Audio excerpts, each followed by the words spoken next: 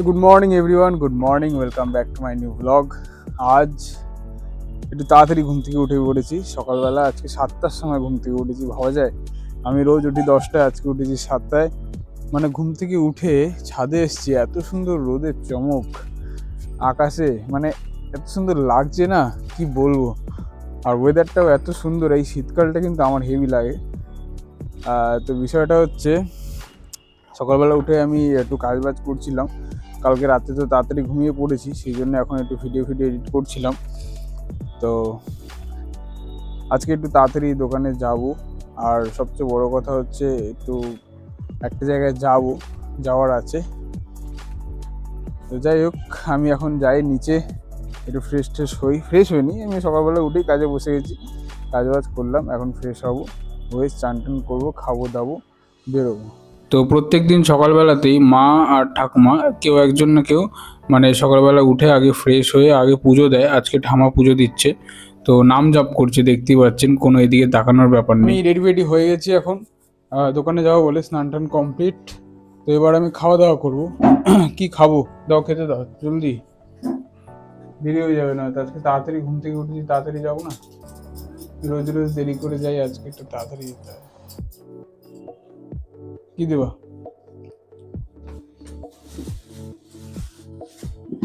এই আজকে আছে রুটি আর হচ্ছে এই আলুর তরকারি।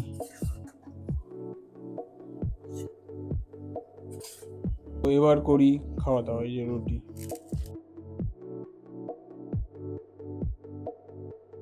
যাই হোক আমার খাওয়া দাওয়া মোটামুটি কমপ্লিট। আমি এখন যাচ্ছি দোকানে, আজকে যাব বাইক নিয়ে, তো বেরোই।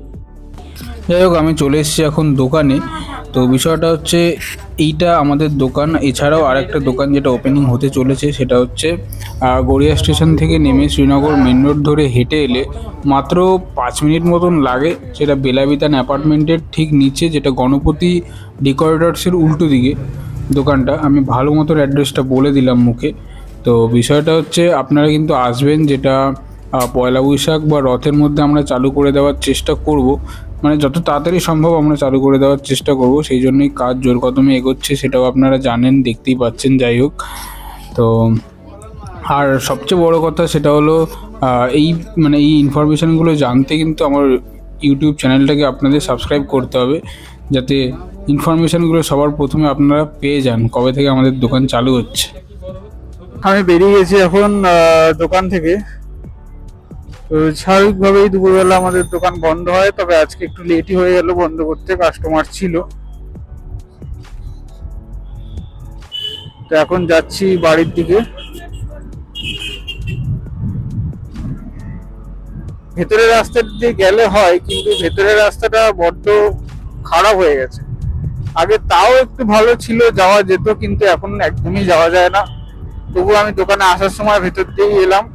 মানে বলে ওটা শর্টকাট, কিন্তু আদৌ ওটা শর্টকাটের কাজ করে না। এত রাস্তা খারাপ যে গাড়ি আস্তে আস্তেই চালাতে হয়।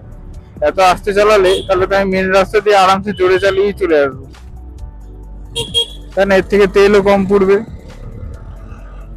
তো যাই হোক, আমি কথা বলতে বলতে আপাতত এসছি এই ঢালাই ব্রিজ থেকে বাঁ দিক ধরবো।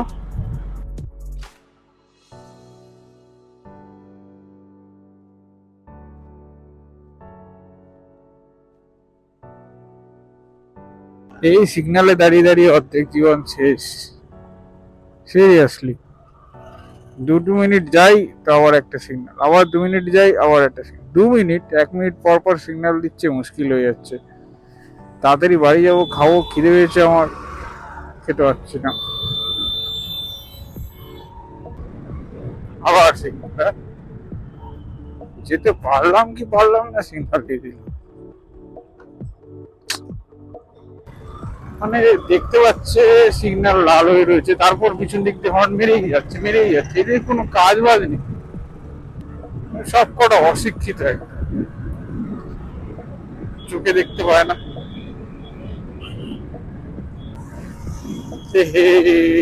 গন্ডগোল করে ফেললাম উপর দিয়ে গিয়ে, আমার তো নিচ দিয়ে যেত, তো আবার ঘুরে দিয়ে আসতে হবে।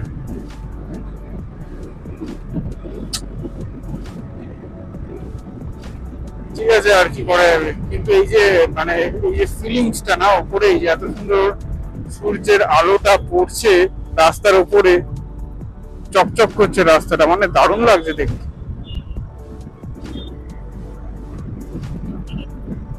কিন্তু আমাকে ঘুরে আবার নিচে নামতে হবে, দরকার আছে।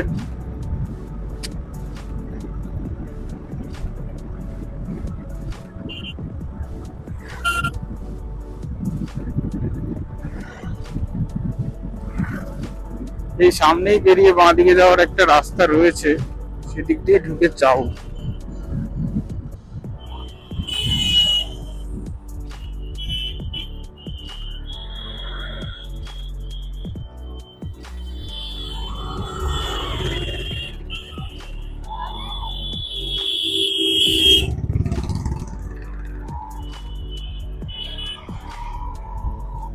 আবার এখান দিয়ে নেমে যেতে হলো।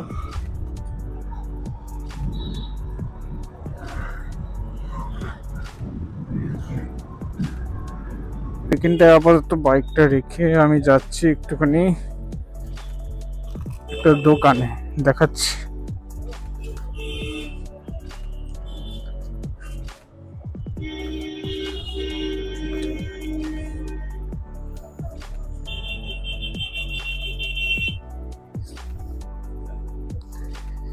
ব্ল্যাক ফরেস্ট একটা নিয়ে যাও। তো যাই হোক, আমি নিয়ে নিয়েছি মিয়মোরের একটা কেক, এই হচ্ছে কেকটা। তো এখন যাবো একটু মামের বাড়িতে, কেকটা দিয়ে বাড়ি চলে যাবো।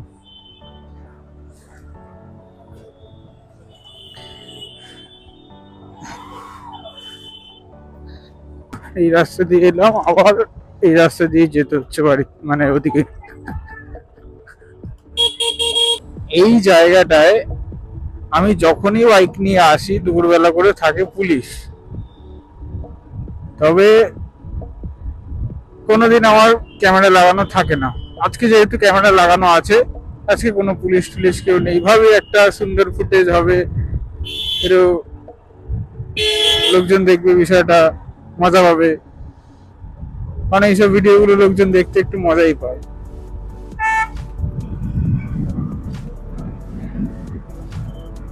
তো যাই হোক, আর কি করা যাবে। আজকে ক্যামেরাটা অন করে রেখেছি বেসিক্যালি পুলিশদের জন্যই, কিন্তু আজকে আর পুলিশগুলো নেই। সকালবেলা দুটো রুটি আর ওই তরকারি খেয়েছি, কিন্তু আমার তাতে তেমন একটা পেট ভরেনি। এখন একটু ভালো মন্দ খেতে হবে। কি করেছে কে জানে, মা তো বলছিল আজকে নাকি ফ্রাইড রাইস বানাবে বলছিল, এখনো কোনো সিউরিটি নেই। বাবা আবার বলছিল আজকে না, রোববার বানাও।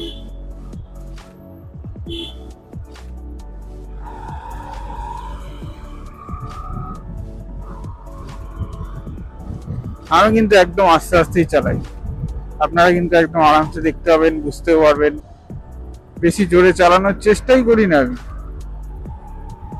জীবনের তো একটা মায়া দয়া আছে, তাই না?